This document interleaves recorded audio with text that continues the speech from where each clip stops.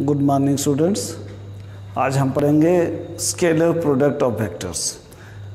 Product of vector दो तरह का है, एक स्केलर प्रोडक्ट होता है, एक वेक्टर प्रोडक्ट होता है। स्केलर प्रोडक्ट ऐसा होता है कि जिसमें जो आउटपुट आपको मिलता है वो एक स्केलर क्वांटिटी होती है, that is why it is called as scalar product. और जब दो प्रोडक्ट को हम मल्टीप्लाई करें आपस में और जो प्रोडक्ट हमको मिले वो जब हमें एक वेक्टर क्वांटिटी मिले तो हम कहते हैं कि ये एक वेक्टर प्रोडक्ट है। आपके वर्क पावर एनर्जी का जो आपका चैप्टर है उसमें फर्स्ट सब टॉपिक है concept of scalar product of vectors. Now let us start with that. Scalar product of two vectors is a scalar quantity. सबसे पहली बात ये आप दिमाग में बिठा लें, स्केलर क्वांटिटी है और वो है किसके बराबर? It is the product of the magnitude of these two vectors and the cosine of angle between them. Suppose we are having two vectors, एक वेक्टर ये है, एक वेक्टर ये है, दो वेक्टर्स हैं, ये वेक्टर A है, ये वेक्टर B है और ये वेक्टर दोनों एक दूसरे के साथ एंगल थीटा पे झुके हुए हैं। So the scalar product of A and B is written as like that। और इसको हम कहते कैसे हैं? A dot B, A dot B करके कहेंगे। आपको लाइट आ रही है, मैं थोड़ा नीचे करके लिख देता हूं। It is written as like that A dot B, और इसको पढ़ा भी ऐसे ही जाता है कि A डॉट B, और that is why it is also called as dot product of vectors. Scalar product और dot product, and it is equal to the magnitude of A into magnitude of B into cos of angle between the two vectors, A into B into cos of theta. अच्छा, अब इसको हम ऐसे भी लिख सकते हैं।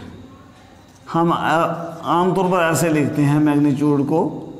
अगर किसी फिजिकल क्वांटिटी का मैग्नीट्यूड लिखना है तो उसको हम सीधा ऐसे भी लिख सकते हैं, जहाँ इसको वेक्टर को मॉड में भी लिख सकते हैं।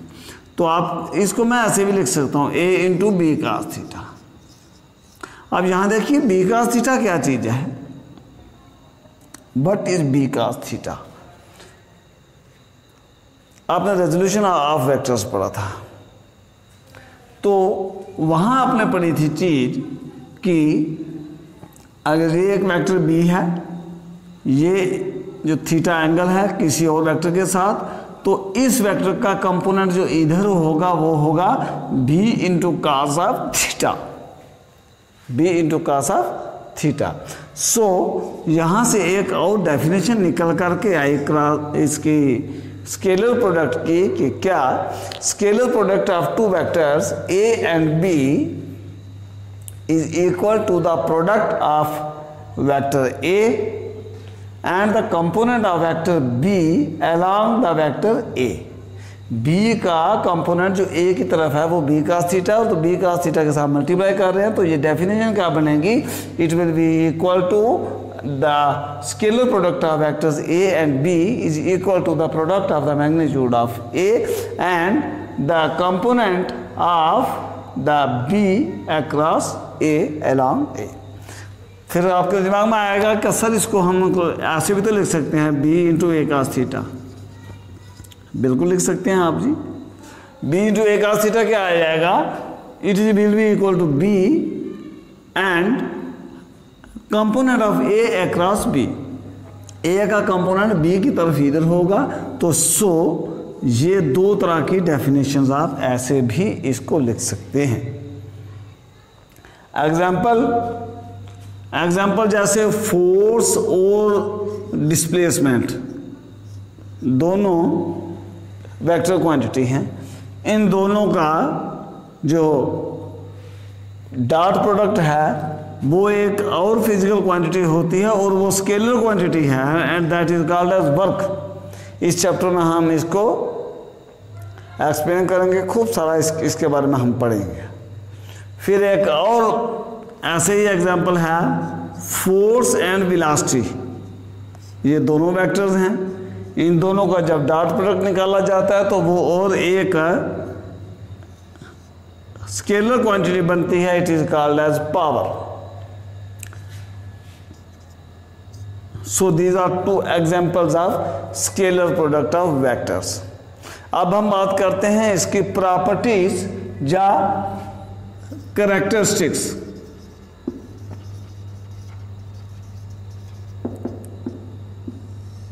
Characteristics of scalar product of two vectors. Number one characteristics or the number one property of the scalar product is that scalar product of two vectors obeys commutative law. What does it means? That A dot B is equal to B dot A. Number two, it also obeys distributive law. What do you mean by the distributive law? That if we are having A, B and C three vectors, then A dot B plus C is equal to A dot B plus A dot C. ये होती है distributive property, आपने mathematics में पढ़ी होगी। उसके बाद तीसरी प्रॉपर्टी इसकी आती है कि अगर ए गो में ए के साथ ही स्केलर प्रोडक्ट निकालो तो but would be the answer. A dot ए क्या हो जाएगा? अब ए वेक्टर सपोज कर लो ऐसे है, ये ए, इसका इसी के साथ मैं स्केलर प्रोडक्ट निकालना चाहूं तो क्या हो जाएगा? ए डॉट ए ऐसे लिखेंगे is equal to A into cos of angle between A and A, ये आ जाएगा 0, is equal to A की पावर 2 और cos 0 होता है 1, तो आ जाएगा A square. It means scalar product of a vector by itself is equal to the square of the magnitude of that vectors, कि उस वेक्टर का जो मैग्नीट्यूड है उसका स्क्वायर होगा। इसका मतलब A dot A is equal to A square. यहाँ पर हम थोड़ी सी बात और करेंगे। आपने यूनिट वेक्टर्स पढ़े थे, वहाँ ऑर्थोगोनल यूनिट वेक्टर्स की हमने बात की थी कि unit vectors which are mutually perpendicular to each other, i, j और के की बात की थी हमने।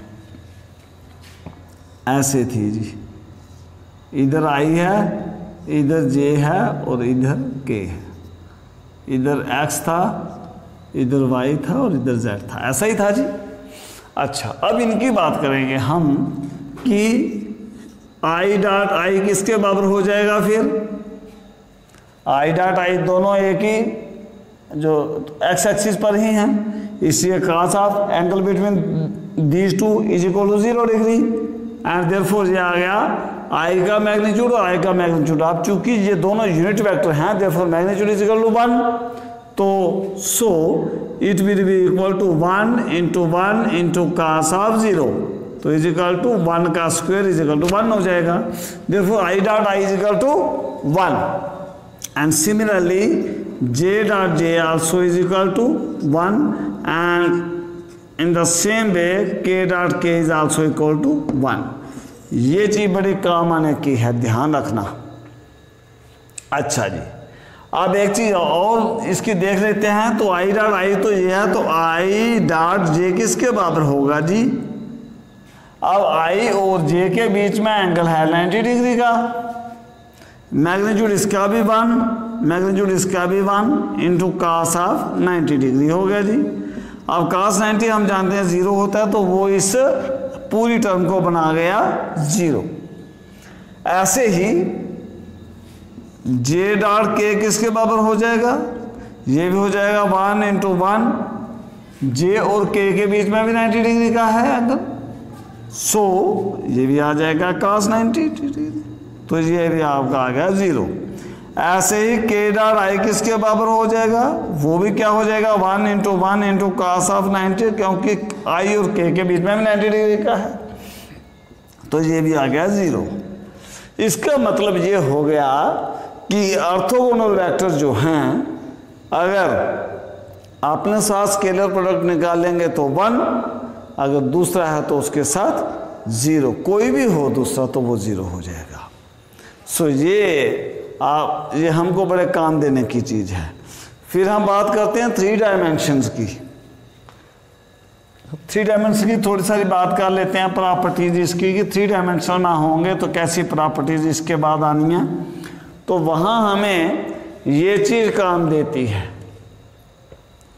अब हम क्या करते हैं, सपोज कर लेते हैं कि ए और बी जो है तो ये 3 डायमेंशन में थे और हमने ए डॉट बी निकालना है।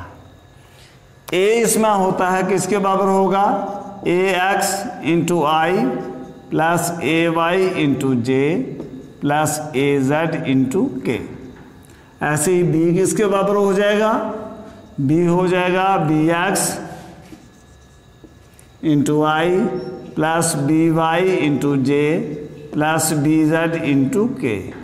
ये A X A Y A Z क्या है, these are the components of the vector A along x axis, along y axis and along z axis. In the same way, what are bx, by and bz? These are the components of the vector b along x axis, along y axis and along z axis. So, अब a dot b हम निकालेंगे तो किसके बराबर आ जाएगा, अब देखते चलिए। ये आ जाएगा a x into I plus a y into J plus a z into के dot B x into I plus B Y into J plus B Z into के। अब हमें आएगी मज़ेदार चीज़ की, क्या अगर हमने ये चीज़ पढ़ी है, ये चीज़ हमारे दिमाग में क्लियर है, तो यहाँ से हमने 1 सेकंड में निकल जाना क्वेश्चन। क्योंकि हमें आप क्या करेंगे, इस ए एक्स आई को पहले सभी के साथ जर्ब करनी पड़ेगी। आप सोचेंगे सर ये कहाँ मुसीबत में फंसा दिया, ये तो 3 जे और 3 जे हैं, तो हम तो जो सुबह इधर ही हो जाएगी। लेकिन कुछ नहीं होगा, होगा इसलिए नहीं क्योंकि हम जानते हैं I dot I is equal to 1 और आई डॉट जे भी 0 होता है और आई डॉट के भी 0 होता है। इसलिए i dot I is equal to 1, इसलिए क्या हो जाएगा a x into b x into 1 plus i dot j is equal to 0, आपने अब काम खत्म। I dot k is equal to 0, काम खत्म, लिखने की जरूरत तो नहीं है। फिर चलते हैं इधर जे वाले बात। अब j dot I is equal to 0 होता है, उसको नहीं लिखेंगे। J dot j is equal to 1, हाँ ये आ, फिर आ गया a y into b Y into 1, फिर a y into b z, j dot k is equal to 0, लिखने की कोई जरूरत नहीं। चलो जी आगे चलो, प्लस अब ए जेड की बात करते हैं। A z k dot I is equal to 0 हम नहीं लिखेंगे, फिर k dot j is also equal to 0 हम नहीं लिखेंगे, फिर k dot k is equal to 1 and therefore हम लिखेंगे a z into b Z into 1।